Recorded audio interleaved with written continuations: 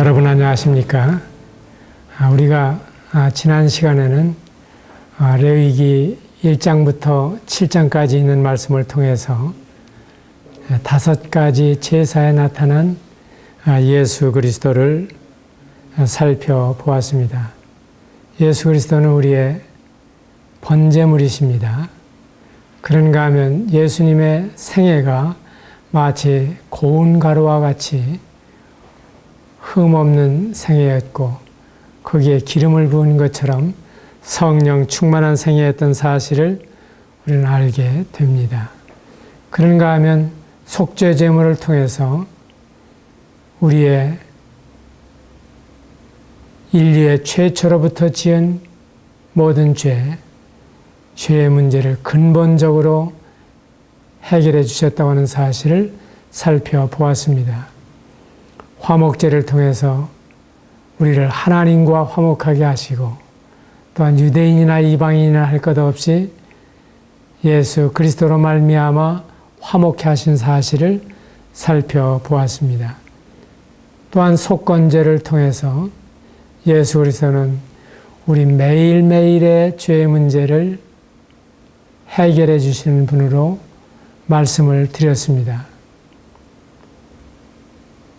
마치 온몸이 목욕한 자에게는 발밖에 씻을 필요가 없다고 말씀하신 것처럼 비록 목욕한 사람처럼 우리가 근본적인 죄의 문제가 해결이 되었을지라도 우리의 언행심사간에 짓는 모든 죄의 문제에 대해서 바로 예수님이 해결할 수 있는 처방을 가지고 계시는데 우리 죄를 자백하면 저는 미쁘시고 의로우사 우리 죄를 사하시며 모든 불의에서 우리를 깨끗하게 하신다고 하는 사실을 살펴보았습니다.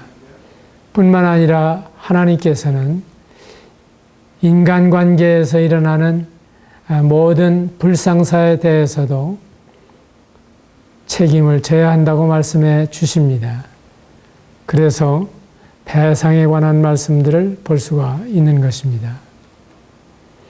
이제 8장부터 우리는 제사장에 관한 규례를 볼 수가 있습니다. 8장 1절에 있는 말씀을 보게 되면 모세가 회중에게 이르되 아론과 그 아들들을 데려다가 물로 그들을 씻기고 아론에게 속옷을 입히며 띠를 띄우고 겉옷을 입히며 에봇을 더하고 이러한 말씀들을 볼 수가 있습니다. 바로 아론과 그의 아들들에게 관유를 부어서 제사장 직무를 행하도록 말씀해 주시고 있는 것입니다.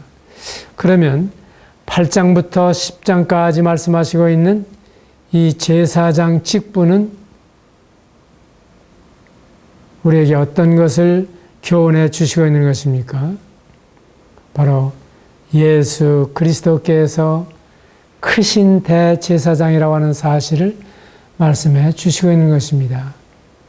아론은 대제사장이요 아론의 아들들은 제사장들이었지만은 예수 그리스도는 아론보다도 크신 대제사장이신 것입니다.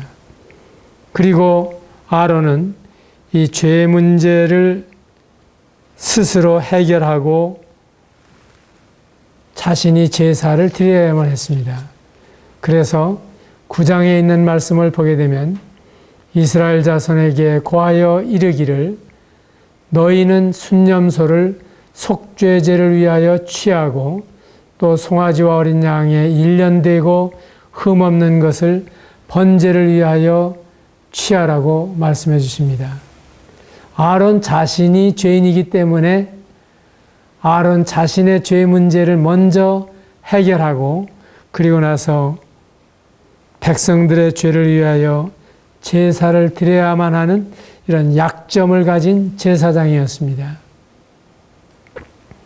그러나 예수님께서는 아론과는 달리 성령과 능력을 기름 붓듯 하셨으며 두루 다니시며 착한 일을 행하시고 마귀에 눌린 모든 자를 고치시는 권능을 가지고 계신 분이었습니다. 우리가 히브리서 5장 1절 이하에 있는 말씀을 보게 되면 대제사장마다 사람 가운데서 취한 자이므로 하나님께 속한 일에 사람을 위하여 예물과 속죄하는 제사를 드리게 한다고 말씀해 주십니다. 왜냐하면 그 사람 자신이 무식하고 미혹한 자를 능히 용납할 수 있는 것은 자기도 연약에 쌓여 있기 때문입니다. 아론 자신이 자기의 죄 문제를 해결하지 못하면서 어떻게 남의 죄 문제를 해결할 수가 있겠습니까? 이러므로 백성을 위하여 속죄제를 드리는 것처럼 자기를 위해서도 속죄제를 드려야만 했습니다. 그러나 예수님은 어떤 분이십니까?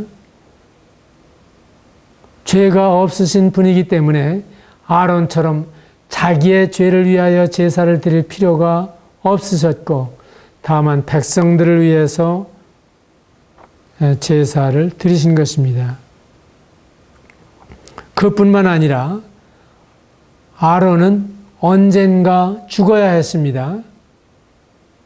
그래서 아론을 이어서 많은 제사장들과 대제사장들이 백성의 죄를 속하는 일을 계속했습니다. 그러나 예수 그리스도는 영원하신 분이기 때문에 단번에 제사로 드려 거룩함을 얻을 수 있도록 해주시고 그리고 평생에 우리의 평생에 그리고 모든 인생의 평생을 통해서 바로 보장을 받을 수 있는 분이셨습니다. 그래서 도피성을 말씀하실 때에도 제사장이 죽을 때까지 그 도피성에 머물러 있어야 된다고 말씀하셨는데 예수님은 우리의 산성이시요 요새시요 방패이시요 그리고 도피성이 되어주시기 때문에 예수님께 피하는 자는 영원히 안전하다고 하는 사실을 우리에게 보여주시고 있는 것입니다. 그런데 10장에 보게 되면은 이상한 사건이 일어나게 됩니다. 10장 1절 이하에서 분명히 아론의 아들이었지만은 나답과 아비후가 각기 향로를 가져다가 여호와의 명하시지 않은 다른 불을 담아 여호와 앞에 분향하였더니 불이 여호와 앞에서 나와 그들을 삼키매 그들이 여호와 앞에서 죽었다 하는 말씀을 보게 되는 것입니다. 어떻게 이처럼 교훈을 받으면서도 이 아론의 아들들이 깨닫지 못했는지 다른 불을 담아서 여호와 앞에 분향을 했습니다. 그러면 이 성막 안에서 유일한 불은 무엇입니까? 바로 놋제단 위에 얹혀진 번제물이 살라질 때에 이 불을 끄지 말고 계속해서 타오르도록 하라고 하신 그 번제단에서 향단에 불을 붙이게 하셨고 그리고 등잔대에 불을 붙이게 하시고 모든 불은 바로 이 번제단으로 말미암는 것입니다. 그런데 이들은 번제단의 불을 잘 간수하지 않았는지 그렇지 않으면 무의식 중에 번제단의 불이 있음에도 불구하고 다른 불을 드렸는지 이게 즉사하는 사건이 일어나게 됩니다. 무엇을 말씀해 주시고 있습니까? 우리가 하나님께 열심히 있지만은 그러나 지식을 좇은 것이 아니라 하나님이 말씀하신 대로 교훈대로 순종하는 것이 아니라 하나님의 의를 모르고 자기의 의를 세우려고 하나님의 의를 힘써 복종치 아니하게 될 때 이 열심은 헛것이라고 말씀해 주시는 것입니다. 오늘날 수많은 사람들이 열심을 내서 그들의 종교를 섬기고 있습니다. 그러나 천하인간의 구원을 얻을 만한 이름은 예수 그리스도 뿐이시기 때문에 우리가 아무리 열심히 어떤 종교를 섬긴다고 할지라도 그것으로서 하나님 앞에 의롭다함을 받을 수가 없는 것은, 하나님이 잘했다고 칭찬할 수 없는 것은, 이것은 성경의 지식대로 믿은 것도 아니요, 성경의 지식대로 봉사하는 것도 아니요, 성경의 지식대로 헌신하는 것이 아니기 때문입니다. 그래서 때로는 열심을 보게 될 때 정말 저런 사람들이 불쌍하다. 저 열심을 보게 되면 분명히 영생 복락을 얻어야 되고, 저 충성스러운 모습을 보게 될 때, 그리고 저 엄청난 희사를 보게 될 때, 헌신을 보게 될 때, 봉사를 보게 될 때, 정말 저런 사람이야말로 하늘나라에 가야 되지 않겠나 하는 생각이 들지만은, 그러나 그 열심이 하나님의 지식을 좇은 것이 아니라면, 성경대로 그리스도께서 우리 죄를 위하여 죽으신 사실을 믿을 뿐만 아니라, 그리고 하나님의 열심으로 열심을 내는, 성령의 감화와 감동으로 열심을 내는 사람이 아니라고 하면 그 열심은 가치가 없다고 하는 사실을 우리에게 말씀해 주시고 있는 것입니다.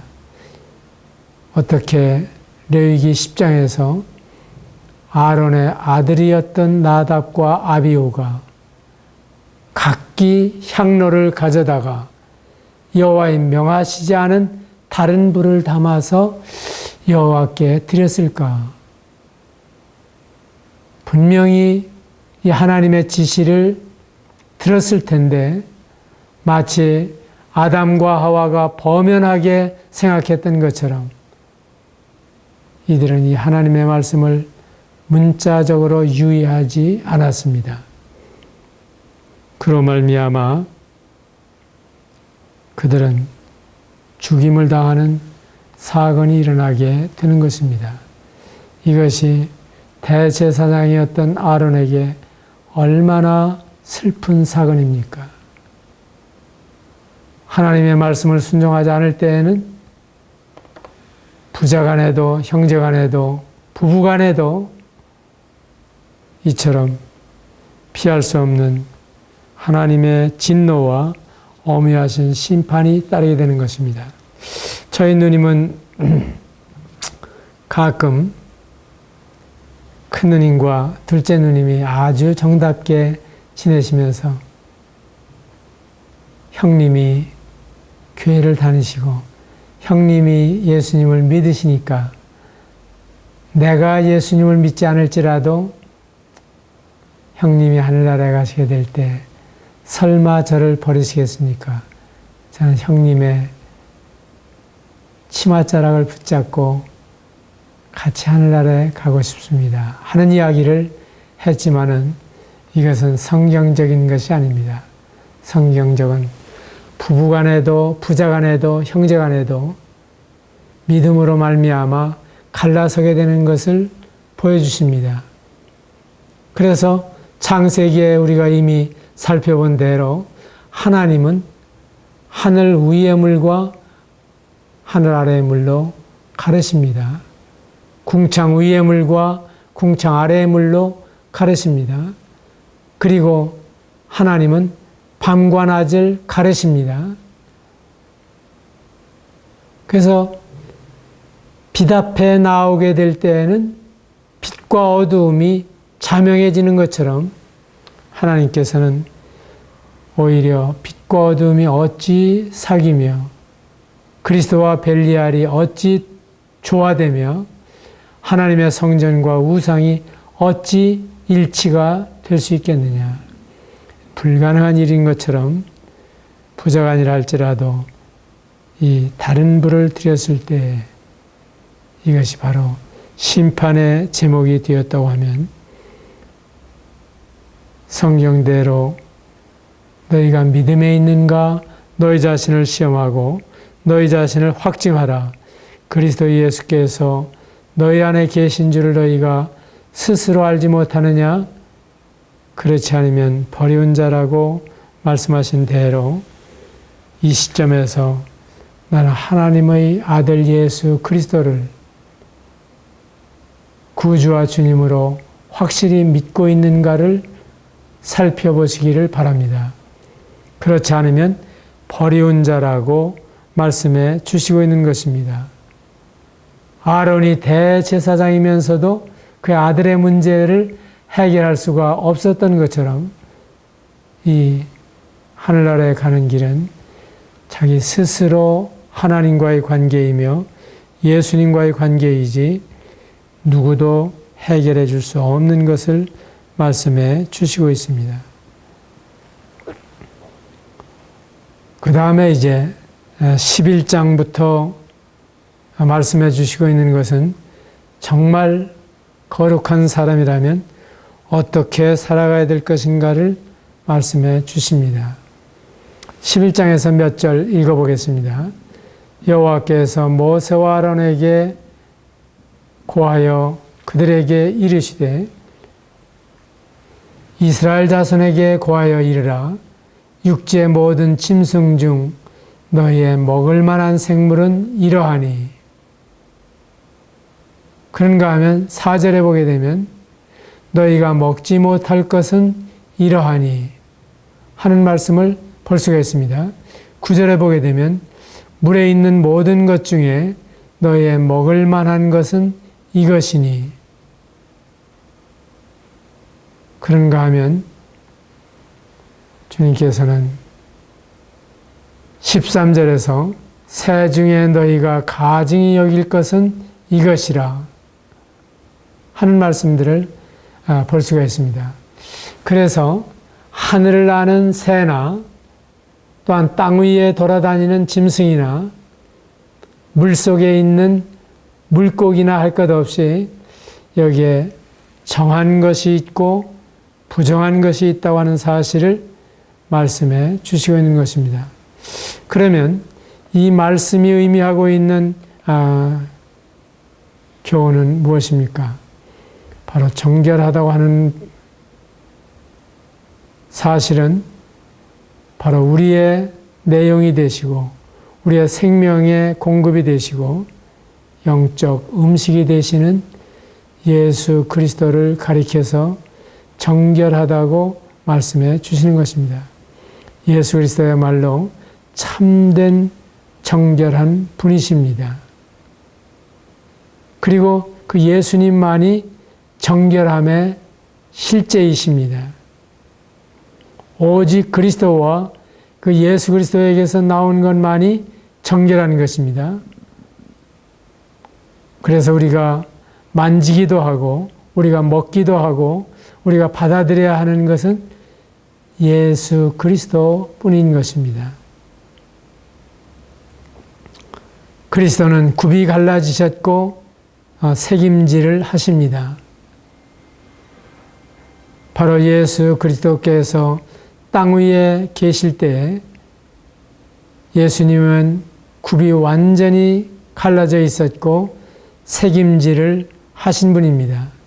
다시 말씀을 드려서 예수 그리스도는 완전한 분별력을 가지고 계셨으며 그리고 하나님의 말씀을 받아들일 때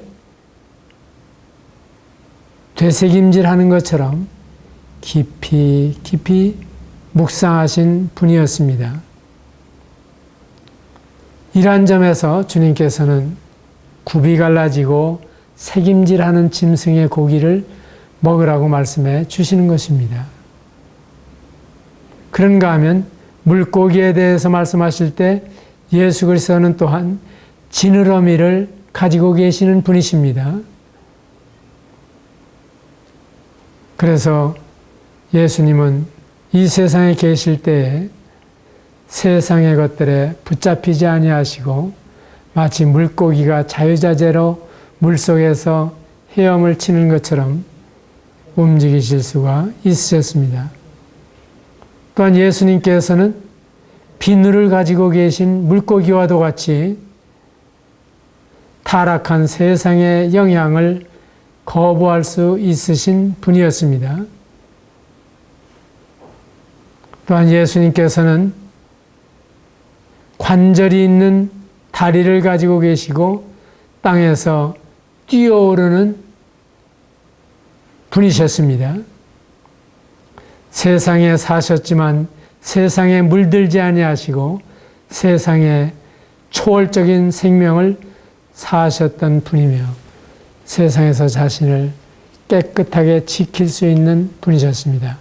그러한 점에서 예수님은 바로 이 관절이 분명히 있으셨다고 하는 사실을 상징으로 보여주시고 있는 것입니다. 그러면 부정하다고 하는 사실은 무엇을 말씀해 주시고 있는 것입니까?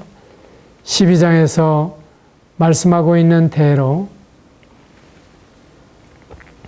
출생에 있어서의 사람의 부정을 말씀해 주시고 있습니다. 우리 인생은 태어나면서부터 죄인으로 태어나게 됩니다. 내가 죄악 중에 출생하였으며 모친이 죄 중에 나를 잉태하였나이다. 그래서 아담 이래로 죄인이 아닌 사람이 없는 것입니다.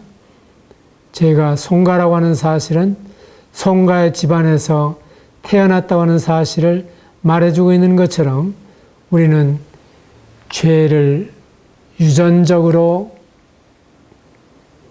품고 태어나기 때문에 어쩔 수 없이 죄인인 것입니다. 그래서 12장에서는 출생에 있어서의 사람의 부정을 말씀해 주시고 있는 것입니다. 그 다음에 13장에 보게 되면은 이제 사람의 내부에서 출산되는, 생겨나게 되는 이와 같은 부정을 말씀해 주시고 있습니다. 13장 1, 2절에 보게 되면 여호와께서 모세와 아론에게 일러 가라사대 사람의 피부에 무엇이 돋거나 딱지가 않거나 색점이 생겨서 그 피부에 문둥병같이 되거든 제사장 아론에게나 그 자손 중 한 제사장에게로 데리고 가라 하는 말씀을 볼 수가 있습니다. 여기에서 말씀하시고 있는 이 부정, 이것은 바로 인생이 근본적으로 죄인임을 말씀해 주시고 있는 것입니다. 우리는 이미 말씀드린 대로 그런즉 하나님 앞에서 사람이 어찌 의롭다 하며 부녀에게서 난 자가 어찌 깨끗하게 되었다고 말할 수가 있겠습니까? 그런데 13장에서 말씀하고 있는 이 말씀은 전염성 피부병을 가리키고 있는 것입니다. 이것은 참으로 무서운 질병입니다. 이 접촉에 의해서 전염이 되고 그리고 치명적입니다. 날마다 이 질병은 악화되어 갑니다. 그러한 가운데에서 이러한 질병에 걸린 사람은 다른 사람과 격리하지 않으면 안 됩니다. 우리는 어떻게 사랑이신 하나님께서 인생을 지옥으로 보내시는가 하는 사실에 대해 의문을 제기하는 사람들이 많이 있습니다. 그래서 어떤 이단들 가운데에는 지옥은 없다고 이야기를 합니다. 그리고 영원하지도 않다고 이야기를 하는 것입니다. 그러나 성경은 말씀하시기를 거기는 구더기도 죽지 아니하고 불도 꺼지지 아니하느니라 불로서 소금 치듯함을 당하리라고 말씀해 주시고 있습니다. 이것이 하나님의 사랑이 없어서 그렇습니까? 바로 이 죄라고 하는 것은 놀라운 전염의 속성을 가지고 있을 뿐만 아니라 격리하지 않으면 안 된다고 하는 것을 보기 때문입니다. 우리는 우리의 사랑하는 가족들이라 할지라도 죄형 법정주의 원칙에 의해서 그가 벌받을 만한 허물이 있으면 교도소에 가게 되는 것입니다. 때로는 사형도 당하게 되는 것입니다. 그리고 법정 전염병 환자에 대해서는 우리는 사랑하는 사람이지만 우리 곁에 그대로 두지 않는 것입니다. 격리시키는 것입니다. 그리고 거기에는 면회도 제대로 할 수가 없고 그런 사람과 호흡을 통해서도 전염이 될 수가 있고 그 살갗이 부딪히면서 전염이 될 수가 있고 그 사람이 입었던 옷에서 전염이 될 수도 있기 때문에 철저하게 빨고 씻고 그리고 그런 사람과 같이 있어서는 안 되는 것입니다. 하나님께서는 이러한 전염성 피부병에 대해서 예수님은 친히 고치시고 타락한 인간의 이 오염되어 있는 동물적 본성도 예수 그리스도 안에서 해결될 수 있다고 하는 사실을 보여주십니다. 마태복음 8장에 보게 되면 예수께서 산에서 내려오실 때 허다한 무리가 쫓았는데 거기에 한 문둥병자가 예수님께 나와서 절하면서 예수님 원하시면 저를 깨끗하게 해주실 수가 있습니다. 그때 내가 원하노니 깨끗함을 받으라 하셨으며 즉시 깨끗해졌다고 하는 기록을 볼 수가 있습니다. 그렇다면 이 문둥병이 어떻게 해결될 수가 있습니까? 이 전염성 피부병이 어떻게 해결될 수가 있습니까? 바로 예수 그리스도 앞에 나오게 될 때에 해결이 되는 것입니다. 주님께서는 이 환자들에게 15장 1절에서 물로 씻으라고 하는 말씀을 볼 수가 있습니다. 15장 1절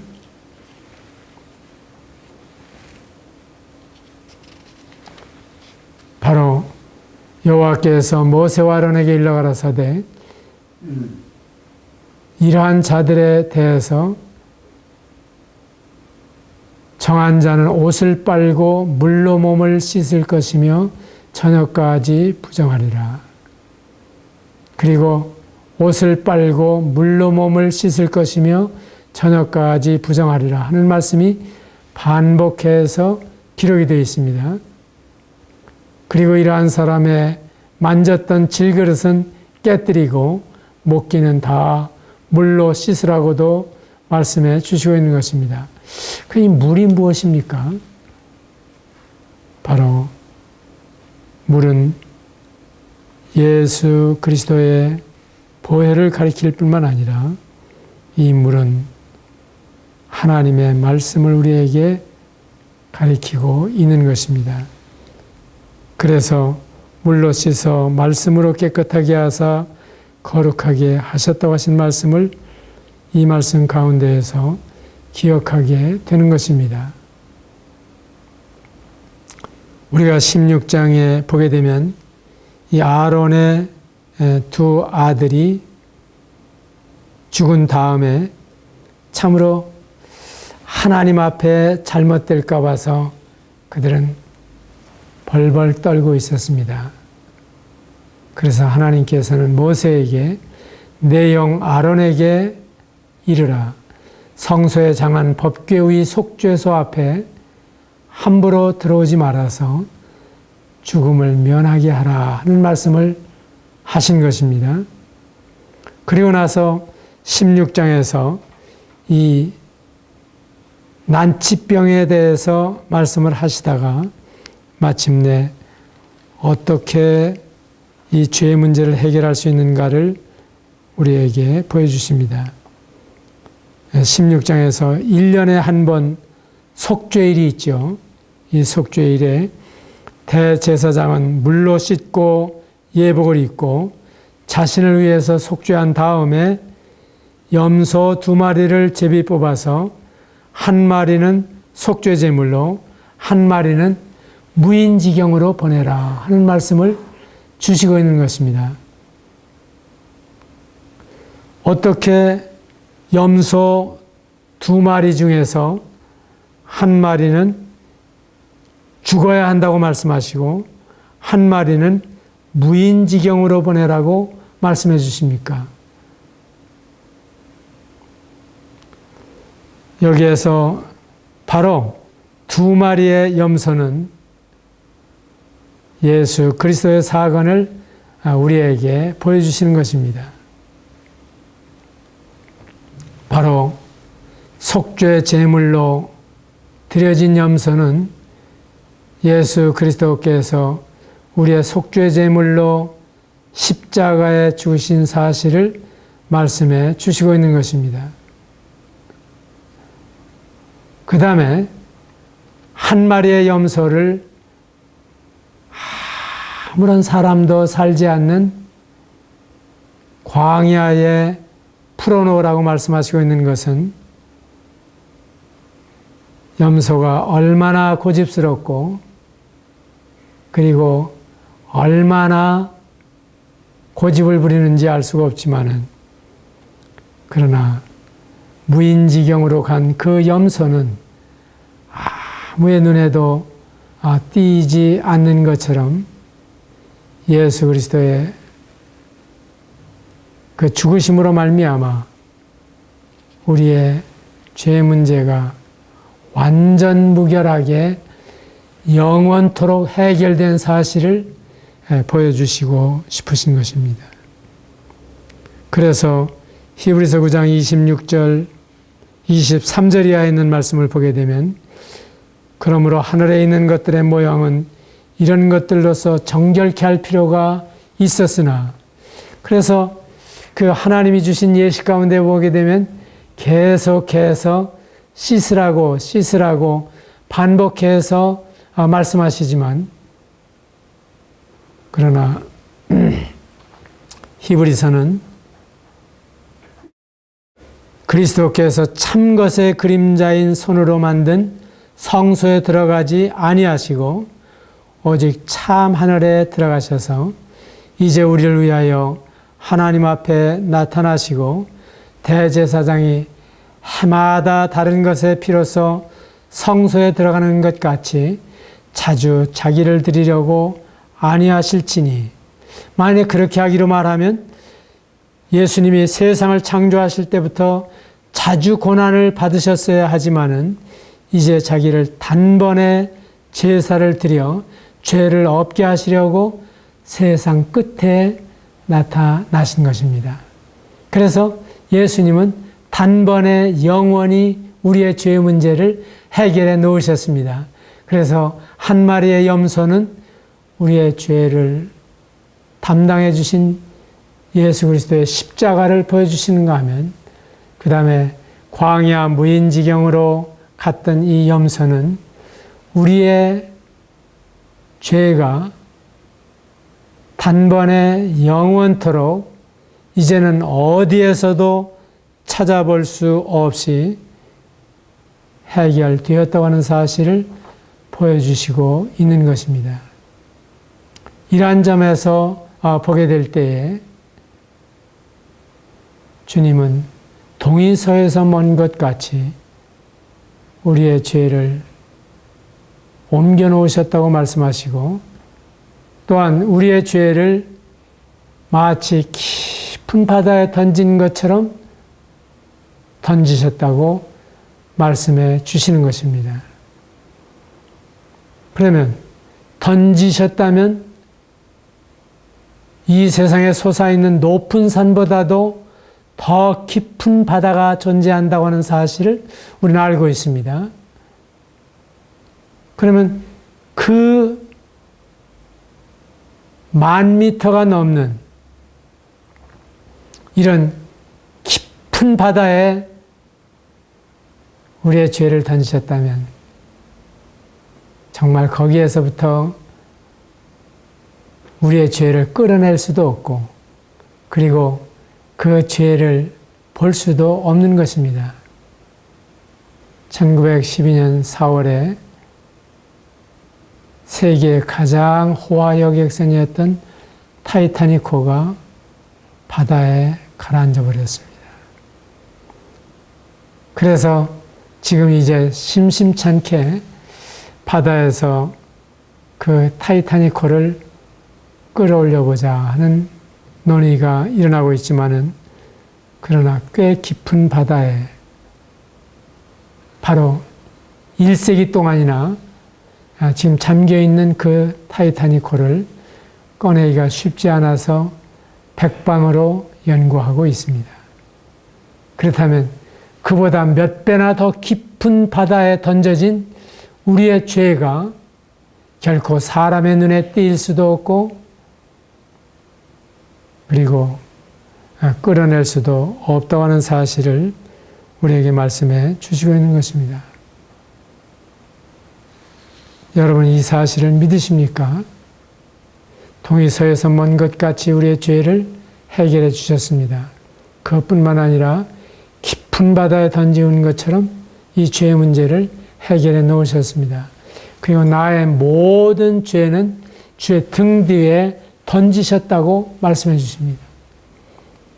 등 뒤에 던져졌다고 하면은 더 이상 우리의 시야에서 사라진 것입니다. 그래서 하나님께서 우리를 죄 없는 자로 보십니다. 여호수아가 누더기를 입고 있을 때에 하나님께서는 정한 옷을 입히라고 말씀하신 것처럼 우리를 의의 옷으로 입히시고 구원의 겉옷으로 입혀 주시는 것입니다. 제가 30여 년 전에 어느 성도에게 복음을 전했을 때 그 성도는 그런 이야기를 했습니다. 그 말씀을 듣는 순간에 바로 내 죄의 보따리가 동그만히 내 등 뒤로 사라지는 것을 깨달았습니다. 이것은 환상을 본 것도 아니고 다만 하나님의 말씀을 의지해서 나의 모든 죄가 등 뒤에 던지어졌다고 하는 경험을 했다고 고백한 것입니다. 하나님께서는 울어도 못하고 힘써도 못하고 돈으로도 할 수 없고 지위와 권세로도 할 수가 없고 또한 헌금을 많이 한다든지 새벽 기도를 많이 한다든지 그리스도 안에서 어떤 직분도 해결할 수 없는 이 문제를 다만 예수 그리스도께서 우리 죄를 담당하시고 십자가에서 죽으심으로 해결해 놓았다고 하는 사실을 다만 믿으라고 우리에게 말씀해 주십니다. 성경대로 그리스도께서 우리 죄를 위하여 죽으시고 그리고 성경대로 그리스도께서 우리 죄를 위하여 죽으셨을 뿐만 아니라 의롭다 하기 위해서 살아나신 예수 그리스도를 여러분의 구주와 주님으로 믿으시기 바랍니다. 안녕히 계십시오.